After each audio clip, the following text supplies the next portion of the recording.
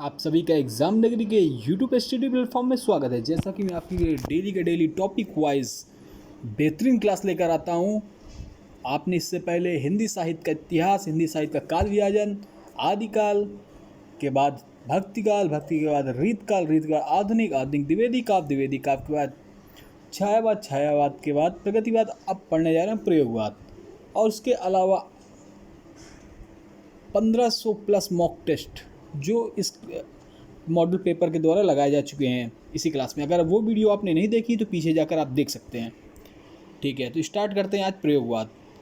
प्रयोगवाद 1943 से 1953 तक। ठीक है, जो आधुनिक काल था हमारा, उसमें उसको गद्य काल भी कहते हैं। उसी पे हमारा 1857 की क्रांति या पुनः जागरण जिसको काल बोलते हैं। ठीक है, जिसमें कई रचनाएं, राष्ट्र प्रेम, देशभक्ति, ऐसी रचनाएं हुई थी। तो चलिए प्रयोगवाद के बारे में देखते हैं। चलिए, अज्ञे द्वारा संपादित तारा सप्तक 1943 से प्रयोगवाद का आरंभ माना जाता है। ठीक है, छायावाद के अंत के बाद अब आता है प्रगतिवाद के अंत के बाद हमारा आता है प्रयोगवाद। जो अज्ञे द्वारा संपादित तारा सप्तक जो 1943 में प्रयोगवाद का आरंभ माना जाता है। कौन सा माना जाता है? तारा सप्तक से 1943 प्रयोगवाद का आरंभ माना जाता है। इसमें 7 कवियों, जैसे मुक्तिवेद, तो कभी कभी क्वेश्चन पुटअप पड़ता है कि तारा सप्तक में कौन कौन से कवि हैं। तो देखिए, उसमें मुक्तिवेद, नेमीचंद, जैन, भरतभूषण अग्रवाल, प्रभाकर माचवे, गिरजा माथुर, ठीक, हरिनारायण व्यास, शमशेर बहादुर सिंह, नरेश मेहता, रघुवीर शाहाय और धर्मवीर भारती, ये सभी थे। ठीक है, ये सभी काव्य रचनाएं भावबोध तथा काव्य शिल्प की दृष्टि से नए नए प्रयोगों की कविताएं थी। नए नए प्रयोगों की शिल्प की दृष्टि से भाषाबोध की नए नए प्रयोगों की कविताएं थी, इसलिए इसे प्रयोगवाद कहा गया।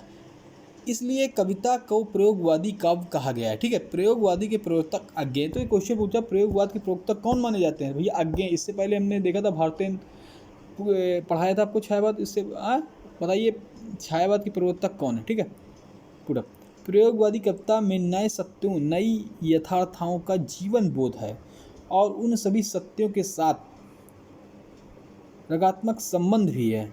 ठीक है, अज्ञे ने तारा सप्तक के कवियों को नई राहों के अन्वेषी कवि कहा है। नई तो अज्ञे ने तारा सप्तक के कथन आ जाता है किसको कहा है? तो तारा सप्तक के कवियों को कहा है, क्या कहा है? नई राहों के अन्वेषी कवि कहा है। तारा सप्तक में एक लंबी भूमिका भी दी गई है तथा सभी संकलित कवियों ने अपनी कविता के बारे में विश्लेषणात्मक या विश्लेषण परक टिप्पणी भी दी है। ठीक है, तो प्रगतिवाद की अति सामाजिकता की प्रतिक्रिया स्वरूप प्रयोगवादी कविता आत्मनिष्ठ या व्यक्तित्व है। वहाँ समाज की अपेक्षा व्यक्ति का अधिक महत्व है। तो यहाँ पे देखते हैं समाज की तरह व्यक्ति का अधिक महत्व है, ये प्रगतिवाद में देखने को नहीं मिलता था। ठीक है, इन कवियों की जीवन क्षण की भी सार्थकता व्यंजित की है। प्रयोगवादी कवियों ने व्यक्ति की दमित कामवासना और कुंठाओं को अभिव्यक्ति दी है। भावुकता की जगह बौद्धिकता का प्रभाव अधिक है। तो देखिए, नारी का उत्थान, नारी के विषय में आपने देखा होगा छायावाद पे ज़्यादा दिया गया है। धार्मिक और ईश्वर के प्रति अनास्था और व्यक्ति की कर्मशीलता का भी महत्व दिया गया है। अगर आपको दिख नहीं रहा, समझ रहे तो मैं बोल रहा हूँ, आप मेरे बोलने को समझिए, मुझे सब समझ में आ रहा है। ठीक है, प्रयोगवादी कविता का व्यक्ति की अदम्य जीविका की कविता है। किसकी है? देखिए, प्रयोगवादी कविता जो थी, यो कविता व्यक्ति की अदम्य जीविका की कविता है। उसमें व्यक्ति के दुख का, दर्द का गहन पहचान है। ठीक है, दुख दर्द की पहचान है। ठीक है, प्रयोगवादी काव्य की भाषा सरल होते हुए भी प्रगतिवादी काव्य की भाषा की तरह सपाट थी। ठीक है, तो जो प्रयोगवादी काव्य की भाषा का सरल होते हुए प्रगतिवाद जो पढ़ाया था मैंने, उसी काव्य की भाषा की तरह सपाट नहीं है। ठीक है, लाक्षणिकता और प्रतीकात्मकता उसका विशेष गुण है।